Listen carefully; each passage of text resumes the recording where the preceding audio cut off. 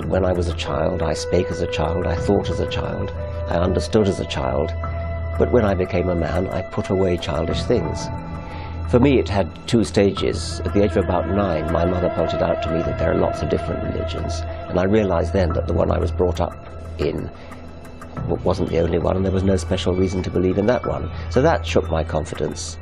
But then I was confirmed and sort of briefly took it seriously again. And then at the age of about 15 or 16, I discovered Darwinian evolution and realized that the one remaining argument for believing in a God, which was the argument from design, the beauty of living things, was blown out of the water. Then I became a proper atheist. أعوذ بالله من الشيطان الرجيم بسم الله الرحمن الرحيم. The Absurdity of Atheism. Excerpt from Tawheed al-Mufaddal. Imam Ja'far al-Sadiq, peace be upon him, said, if abiogenesis, meaning spontaneous creation without specific design, can be admitted under such condition of regularity, then purposeful generation and definitely balanced creation can be the result of error and perplexity, since these two are opposed to abiogenesis. It is absurd to say that order and integrity come about without the Creator, and disorder and impropriety of design and fate comes about with the Creator. He who says this is ignorant, because anything produced without design will never be exact and proportionate, while disorder and contradiction cannot be found within orderly design.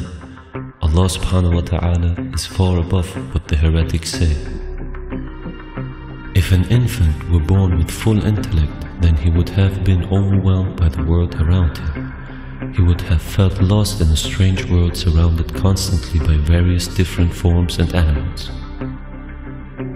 It would be similar to a man who migrates to another country after being in prison for a time. If he has full intellect, then you will find him to be overwhelmed and lost, for he will be unable to learn the new language and local customs quickly. Likewise, if a person is taken prisoner to a foreign land at a young age, then you will see that he easily and quickly learns the local language and adapts more readily to the local customs. Also, if a child were born with a mature intellect, then he would feel shame and disgust at having to be cared for the way a mother cares for her child, feeding, clothing, and cleaning him. If a child were born with mature intellect, it would also cause the adults in charge of the care to not have the same feeling of fondness and concern for the child as they do a child born without a mature intellect. This is why a child is born into this world, while being completely unaware of the world and what lies therein. He sees the world through his limited understanding, and therefore does not become overwhelmed by it. His intellect and understanding increases little by little, so as to gradually introduce him to his surroundings and accustom his brain without enticing his curiosity and causing him to be overwhelmed and confused. This enables him to receive his sustenance with content and allows him to learn life's lesson of obedience and disobedience through trials and error.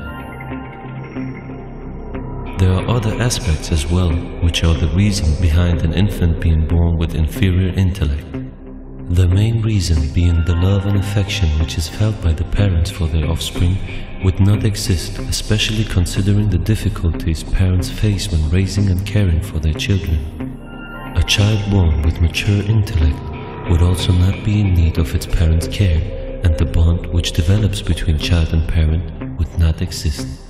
In such circumstances, even a mother or a sister would have become like strangers to him, and as such within wedlock limits.